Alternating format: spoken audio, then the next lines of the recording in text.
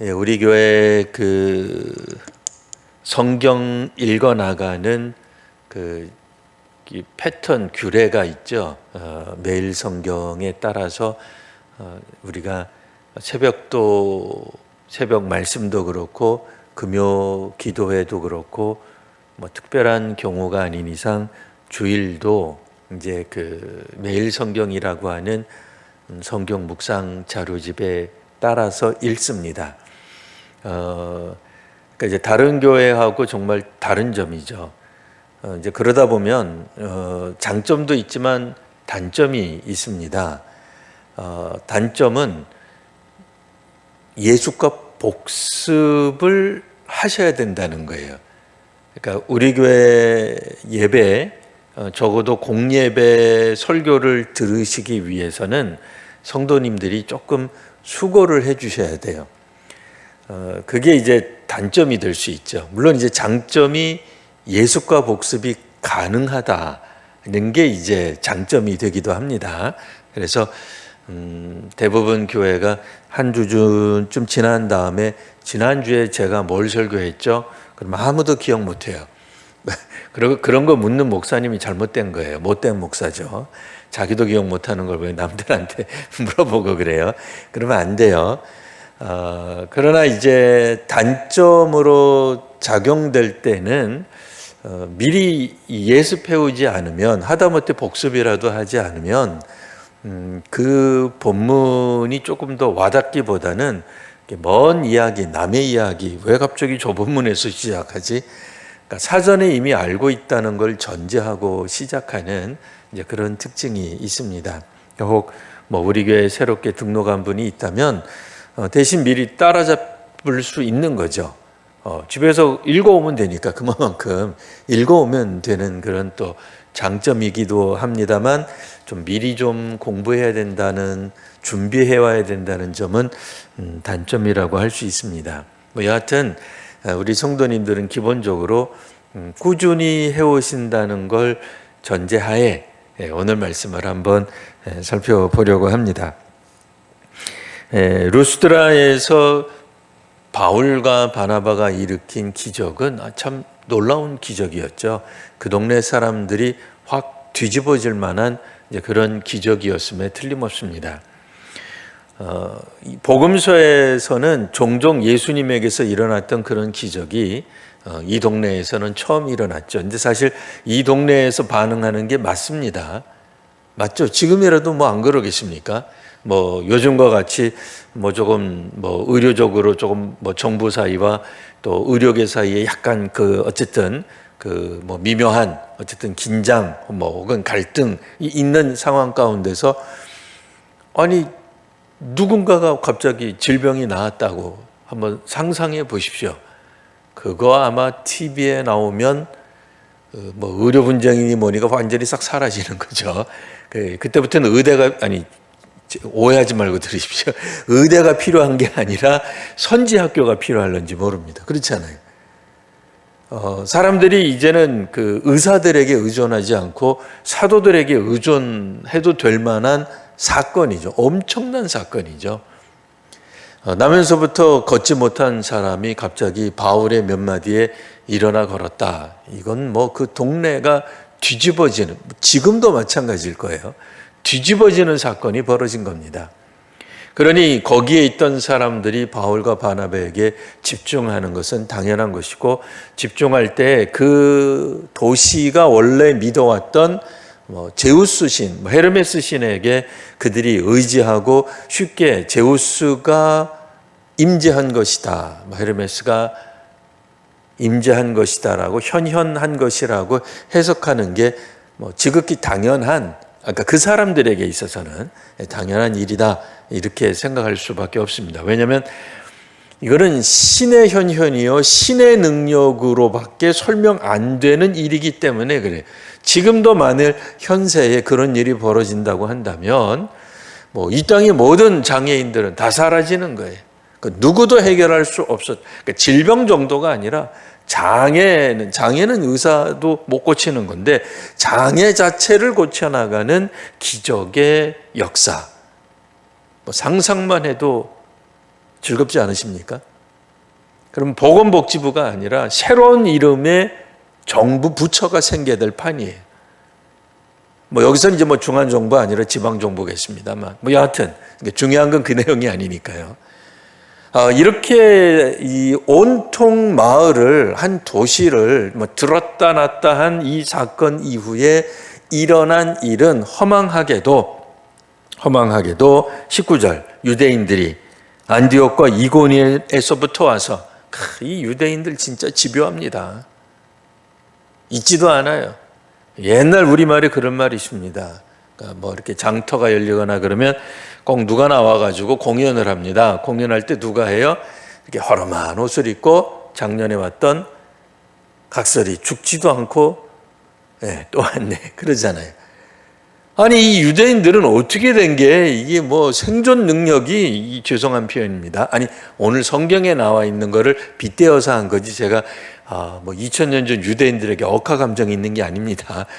뭐 지구상에 있는 가장 생존력 강한 뭐 곤충을 뭐 바퀴벌레라고 이야기한다는데 이 바퀴벌레 같은 생명력을 가지고 있어요. 아니 그렇게까지 죽지도 않고 안디옥과 이고니에서부터 쫓아온 유대인들. 그러니까 이분들은 순도 100% 유대인이에요. 원조 유대인이에요. 정통 유대인이에요. 이들이 가지고 있는 역사 의식에 대해서는 의심할 여지가 없어요. 이들은 순전한 의미에서 역사 의식이 제대로 박힌, 역사와 종교가 제대로 박힌, 정말 하나님이 기뻐하실 만한 그들 스스로 생각하기에 순도 100% 유대 종교와 역사와 문화와 뭐 이런 것들에 정통한 유대인들이 그들이 안디옥과 이고니에서부터 쫓아와 안디옥은 이해가 가죠. 왜요? 바울과 바나바를 파송한 곳이 안디옥이기 때문에 그렇습니다. 이고니온은 어디입니까? 이들이 이 파송받은 두 사도와 선교팀들이 나가서 역사를 일으킨 그래서 교회가 세워진 그곳에서도 여전히 유대인들의 반대가 있었는데 이들의 반대가 그 지역에서만 그친 것이 아니라 쫓아오면서 우리로 말하면 이제 뭐 거의 비행기 타고 쫓아온 수준이죠. 물론 여기서는 이제 배 타고 뭐 이제 온 수준이겠습니다만 현대식으로 말하면 비행기 표까지 끊고 쫓아와 가지고 무리를 충동합니다. 그래서 바울을 쳐서 죽은 줄을 알고 시외에 갖다 버립니다. 실제로 바울은 여기서 한번 뭐 가사 상태 뭐 거기 빠진 거죠. 적어도 맥이 안 잡힌 거죠. 사람들이 유대인들이 이 순결한 이 역사 의식이 아주 투철한 민족주의에 강한 이들이 생각할 때 바울을 이제 드디어 처치한 겁니다. 해결한 겁니다. 없애버린 거죠. 민족의 원수, 종교적 원수, 하나님을 욕되게 하는 이 원수 같은 존재를 완전히 해결한 겁니다. 그러니까 갖다가 버렸죠. 근데 사실은 죽지 않았습니다만 뭐 여하튼 실제로는 테러를 당했고 죽임 당했다. 물론 이제 부활한 건 아닙니다만 죽임 당했다라고 보는 게 맞겠습니다.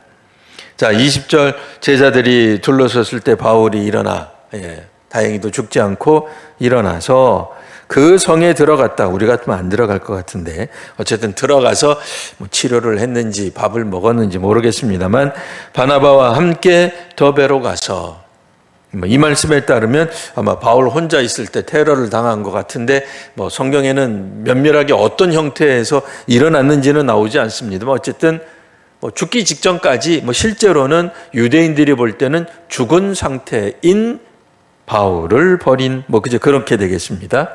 자, 21절 복음을 그 성에서 전합니다. 더베로 가서 전하고 많은 제자를 삼고 루스드라와 자기가 조금 전에 죽었던 곳이죠. 이고니온과 자기를 죽이기 위해서 파송받은 유대인들이 있었던 곳이죠. 안디옥으로 되돌아가 우리 같으면 절대로 안 갈 것 같아요. 이쯤 되면은 막 트라우마가 생겨서 안 갈 것 같은데 어쨌든 뭐 다시 돌아갑니다.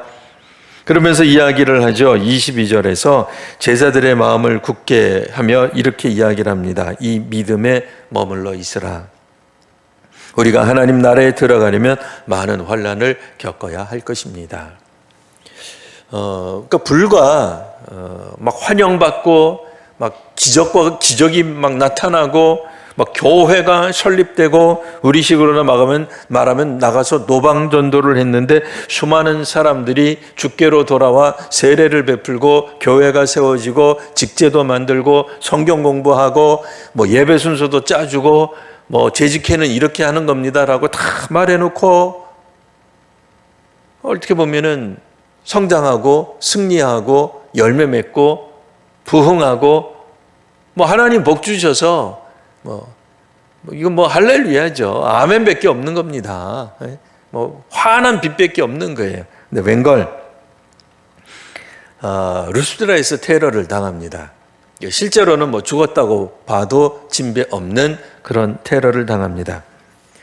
그때 이제 다시 한번 정리해서 말을 하기를 이 선교가 복음이 그러니까 예수 믿는다라고 하는 것이 그래서 정말 성공적인 역사들이 일어났을 때 그 이후에 나타나는 환난에 대해 우리는 의문을 가질 수밖에 없죠.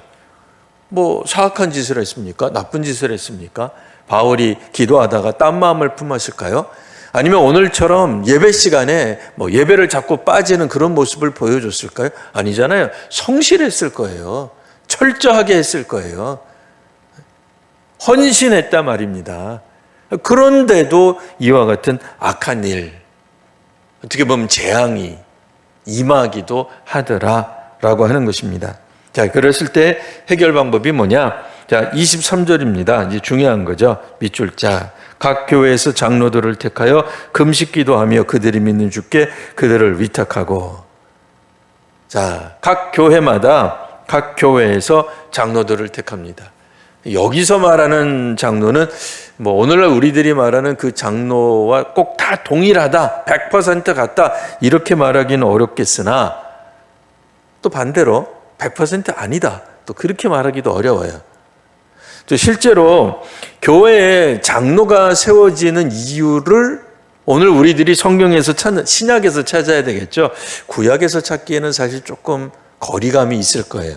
근데 신약이야말로 오늘날 현대교회와 그래도 물론 2000년의 역사적 뭐 시간 차이가 있긴 합니다만 유사하잖아요. 비슷하잖아요. 자, 환란이 왔을 때 누가 세워져요? 장로가 세워져요. 그리고 뭐랍니까? 금식 기도하며 위탁합니다. 어쩌면 물론 기도한 거는 여기서 보면은 이제 교회예요. 물론 사도들만 기도한 건 아니죠. 교회가 함께 기도합니다. 장로님들도 같이 기도했겠죠. 어떤 책임을 지고 기도했겠습니까? 환난 가운데 있는 교회를 붙들어 달라고. 어떤 환난이에요? 박해받는 상황 가운데서. 그러니까 핍박받는 상황 가운데서. 그러니까 신앙이 위협받고 믿음의 사람들이 순교당하는 상황 가운데서 사도들이 모든 교회들을 다 돌볼 수가 없죠. 그러니까 오늘날 우리식으로 말하면 구역장님쯤 해당되는, 그러나 또 오해의 여지가 있을 수 있기 때문에 각 교회라고 마침 이야기를 했고 도시들마다 교회가 세워졌고요. 그 도시의 장로들은 우리가 말하는 구역장과는 조금 사뭇 다를 겁니다. 그러니 현재적 의미에서의 장로님에 가깝다라고 생각할 수 있어요. 오늘날 한국교회는 장로 그러면 행정을 담당하는 정도로만 여겨집니다. 아니죠. 뭐 목양까지는 아니어도 교회의 위기에서 기도하며 성도들을 영적으로 세워주는 역할을 하는 그런 신앙의 지도자로서 세워진 게 맞습니다. 어떤 측면에서는 가정에서는 부모가 이 책임을 감당해야 할 것입니다. 그러니까 그런 면에서는 동일한 거죠. 구역이라면 구역장님이 보다 더 책임을 많이 지셔야 될 것이고, 여전도회라고 한다면 여전도회 임원이 그 책임을 좀 더 강하게 지셔야 되는 게 맞을 것 같습니다. 뭐 국가라고 한다 그러면 아무래도 뭐 국민들도 물론 책임을 다해야, 국민들도 의무를 다해야죠. 뭐 국민들은 자신들이 해야 될 의무는 하지 않고 뭐 권리만 주장해서야 되겠습니까? 많은 뭐 여하튼 굳이 뭐 우리가 국가 단위로 이야기하고 뭐 공무원과 관리와 백성이라고 말한다면 관리들 쪽에 그 책임이 보다 더 많을 것이다라고 이야기할 수 있습니다. 뭐 그러니 이와 같이 구분지어서 누군가를 세움받는 것은 뭐 모든 뭐 이 세상에 있는 공동체나 조직이면 흔히 있는 일이니 뭐 크게 새삼스러운 일은 아닐 것입니다. 다만 중요한 건 뭐예요? 위기의 순간에 이 누가 감당할 것인가 라고 할 때에 그 사람이 분명히 세워지더라, 그 얘기예요. 자, 그리고 나서 이제 계속해서 쭉 넘어갑니다.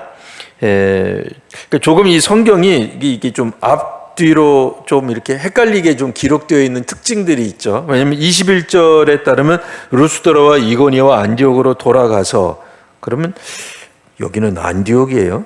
루스드라예요? 이고니예요? 23절 각 교회에서 장로들을 택하여 오면서 했다는 거야. 아니면 안디옥에서 했다는 거야. 이게 좀 시차가 조금 이렇게 뭐 좀 뒤죽박죽 기록되어 있긴 합니다만, 뭐 이 성경을 가장 잘 읽는 방법은 돌아가는 중에, 그러니까 돌아가면서 자신이 방문해서 교회를 세운 그곳마다 박해가 있었다는 것이고, 그 박해를 당한 그 교회에 자신들은 계속 있을 수 없기 때문에 장로들을 세웠다라고 보시면 되겠습니다. 그리고 24절에서 26절까지 훅 하고 지나가면요, 비시디아 가운데로 지나가서 밤빌리아 이르러 말씀을 버가에서 한 번 더 전하고 아시리아 아탈리아로 가고 안디옥에 이르니 다시 돌아오죠. 그러니까 이제 1차 선교 여행을 갔다가 다시 이제 되돌아오는 모습을 말해주고 있습니다. 뭐 우리로 말하면 뭐 수원 갔다가 뭐 수원에서 다시 돌아오는 전철역 똑같이 생각하시면 그렇게 되겠습니다. 자, 이곳은 26절 두 사도가 이룬 그 일을 위하여, 두 사도가 지금 행한 사도행전에 나와 있는 그 내용들을 행하기 위해 전에 하나님의 은혜에 부탁하던 곳이라 성령께서 세우라고 말씀하셨던 바로 그곳, 그 안디옥 교회를 말한다, 그 얘기예요. 27절 그들이 이르러 교회를 모아, 좀 독특한 표현이죠. 우리 같으면 성도를 모아 뭐 이럴 것 같은데 굳이 여기서는 교회를 모아. 그래서 그 교회라고 하는 단어가 신금호 교회라고 하는 단일 교회, 한 교회를 지칭할 때도 교회라고 쓰고도 있고요. 그 다음에 교회, 우리 같으면 교회를 성도를 이름도 좋을 것 같은데 그렇게 안 했어요. 우리 각 사람들이 교회라고 하는 뜻도 됩니다. 자, 하나님이 함께 행하신 모든 일, 이방인에게 믿음의 문을 여신 것을 보고했습니다. 간단히 요구하면 안디옥 교회, 파송했던 안디옥 교회로 돌아와서 무슨 일이 있었는지 선교 보고를 했다. 이렇게 이제 간단하게 요약할 수 있겠습니다. 사도들 또 우리 믿음의 사람들의 행전은 항상 이와 같이 기적이 동반하며 하나님이 함께 하시지만, 하나님이 함께 하시는 사람, 하나님이 함께 하시는 교회에도 박해는 일어납니다. 뭐 사람이 순교하기도 하고요, 죽기도 하고요, 흩어지기도 합니다. 그러니까 겉으로 보기에는 교회가 쇠락하고 쇠퇴하고 또 막 분열되는 것 같은 모습도 보여지고, 그 앞부분에 이번 주 중에 읽었을 때 분열되는 모습도 잠깐 있었죠. 왜냐하면 마가라고 불렸던 요한이 너무 힘드니까 뭐 산맥을 넘어가야 돼요. 나 싫어요. 그리고 갑자기 선교단에서 그냥 뛰쳐나와서 예루살렘으로 되돌아가는 일도 있었죠. 그러니까 소위 말하는 사역의 중도 탈락하는 모습. 그러니까 끝까지 사명을 감당하는 것이 아니라 어떻게 보면은 선교사로 부름받고 힘차게 나가는 거, 막 사역자로 우리로 말하면 항존직으로 부름받아서 힘있게 막 나가다가 어느 순간 뒤돌아보니까 그 친구는 없는 거예요. 그 사람은 없는 거예요. 이 자리에 없네. 어디 갔지? 힘들다 그래서 그냥 간 거예요.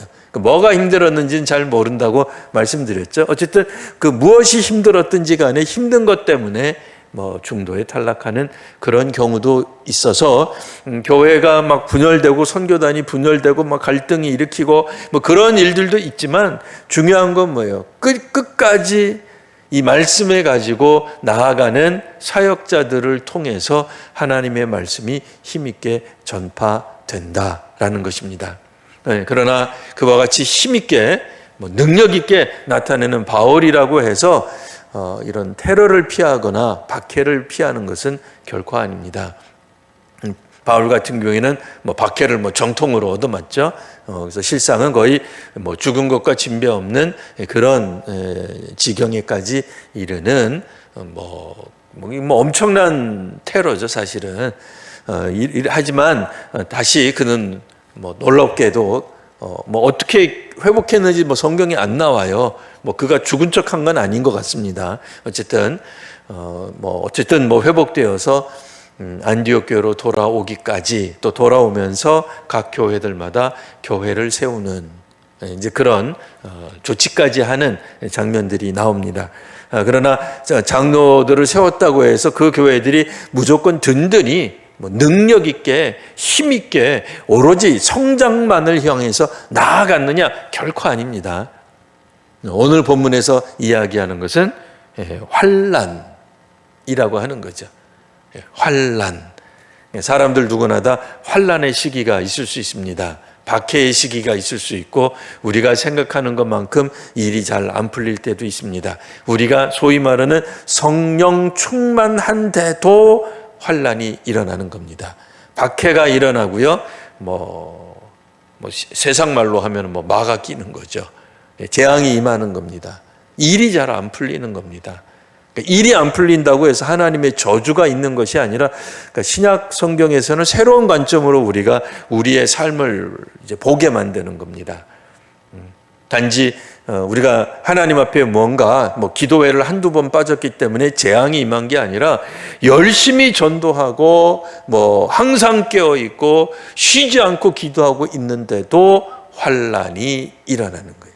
재앙이 임하는 겁니다. 죽을 수도 있고요. 죽기 직전까지 내몰릴 수도 있고 항상 위기 가운데 살아갈 수도 있는 겁니다. 일이 잘 안 풀릴 수도 있습니다. 그때에 지도자가 되는 거예요. 그러니까 어떤 의미에서는 우리 한국교회, 지금의 교회 지도자들은 위기 때의 지도자가 되신 거죠. 황금기 때에, 성장기 때에 지도자 되는 것도 귀하고 감사한 일입니다만, 위기 때 환난이 지금 넘치고 있는 거죠. 마치 은혜가 그 이전에 충만했잖아요. 교회가 세워지고. 근데 세워진 교회마다 박해가 일어나는 거예요. 어느 정도까지? 대표적으로 바울이 보여줬죠. 그러니 다른 사람들은 비슷한 환난을 겪을 겁니다. 예루살렘 초대 모교회가 겪었던 그 환난이 이제 새롭게 생긴 교회들에게도 있다라고 보면 되는 거예요. 똑같은 이야기니까 성경에 굳이 반복해서 나오지 않는 것뿐일 거거든요.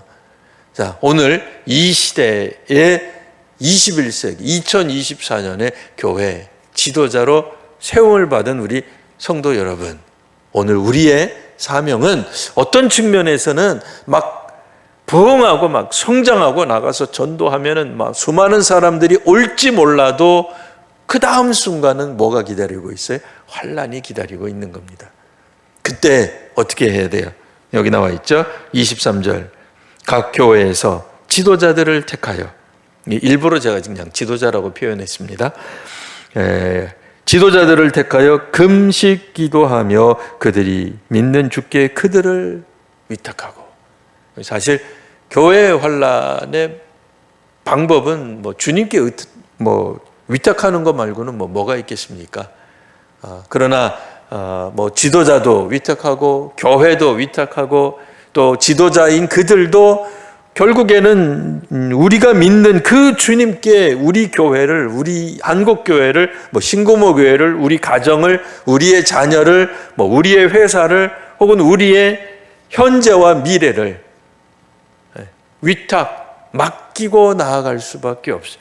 실제로 하나님이 역사하셔서 움직이는 걸 허용하고 인정하고 수긍하는 겁니다. 근데 우리 마음에 좀 안 맞는 거죠. 왜? 뭐 죽기까지 막 하니까요. 그럼 뭐밖에 없어요. 금식 기도죠. 사실 금식 기도는 그런 측면에서 몸을 위한 한 끼 정도 가볍게 굶으면서 가쁜 마음으로 간헐적 단식을 하면서 주님께 잽을 날리는 그런 거 아닙니다. 사실은 그런 수준은 아니에요. 금식 기도가 뭐죠? 생명을 물론 우리가 하나님 앞에 우리의 생명을 내어놓는다는 게 굉장히 건방진 거죠. 웃기는 거죠. 우리가 뭔데 생명을 주신 우리 주님 앞에 우리가 생명 걸고 기도하겠어. 그런 표현 근데 아니잖아요. 그러니까 하나님을 겁주는 게 아니에요. 겁주는 게 아니고 하나님 겁먹으세요. 나 기도하다가 죽습니다. 그렇게 하는 거 그게 아니고 사람이 생명보다 귀한 게 어디 있어요? 바울도 죽을 뻔했잖아요. 근데 금식 기도한다는 건 뭐예요? 그것까지도 수용하는 거예요. 사실은. 그러니까 우리의 죽음도 가치 있게 받아들이는 거예요. 그러니까 사실은 엄청난 거죠. 금식 기도하는 태도는 그냥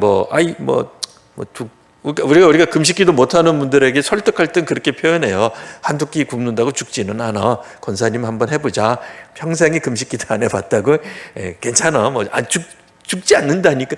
그렇게 이제 권할 때는 그냥 가볍게 말할 수 있지만, 그냥 그건 권하기 위해서 가볍게 말하는 거지. 진짜로 그런 마음으로 우리가 가볍게 금식 기도하는 거 아니잖아요. 하나님이 우리에게 금식 기도를 하라고 하는 거는 정말 생명을 내어놓고 하나님 앞에 나아가는 거예요. 그만큼 절박한 것도 있지만 하나님 앞에 모든 것을 우리의 생명까지도 내어놓고 생명을 주신 주님이시니까 가져가시는 이도 하나님이심을 기꺼이 여기며 하나님께서 이 기도를 멈추라 하실 때까지 기도하는 거예요. 금식하면서 기도하면 결론은 죽지 안 죽어요. 좀 표현이 좀 너무 거칩니다만 3일 동안 절대 금식하면 죽는다니까요. 물도 안 마시고 아무것도 안 먹고 절대 금식하면은 진짜 죽어요, 사람. 그러니까 하나님이 우리로 하여금 금식 기도하게 하실 때는 우리로 하여금 정말 깨워서 기도하게끔 하시는 겁니다. 그런 의미에서 금요 기도회가 굉장히 소중한 겁니다. 이 기도 시간이 얼마나 귀합니까? 깨어서 기도할 때에 하나님이 우리로 하여금 기도를 하게 하시는 방향으로 깊이 나아가세요. 그래서 이 기도의 시간은 1시간으로 끝나지만 기도의 시간이 끝나고 나서라도 혹 주께서 또 우리 심령 가운데 찾아와 주셔서 우리에게 특별한 기도를 원하신다면 기꺼이 그 기도의 자리로 나아가십시오. 한국교회 환란의 시기 아닙니까? 한국 사회가 지금 멀쩡합니까? 아니잖아요. 굉장한 위기 가운데 있습니다. 세계도 마찬가지예요. 이럴 때에 바울이 택했던 방법이 곧 우리 현재 교회가 해야 되는 방법입니다. 기도의 자리로 나아가는 것이 오늘 우리가 할 수 있는 성경적인 그리고 복음적인 성도들의 대처 방법입니다. 이제 우리 성도님들께서 기도하실 때 우리 하나님께서 응답하시고 우리 성도님들, 우리 한국교회의 기도를 인도해 주시기를 바랍니다. 기도하겠습니다. 하나님, 오늘 저희가 기도할 때에 마치 바울이 당했던 수많은 은혜와 또 환난을 머릿속에 기억합니다. 주님, 저희에게 축복도 주시고 또 환난도 허락하시니가 궁극적으로는 하나님이신 줄 믿사오니 바울이 택했던 것처럼 이제 저희들도 우리 각 교회, 가정의 일터에 기도자, 또 사명자, 사역자, 또 지도자를 두게 하시니 감사합니다. 이 지도자들로 하여금 금식하며 기도하는 자리로 나아가게 하여 주옵소서. 예수님 이름으로 기도합니다. 아멘.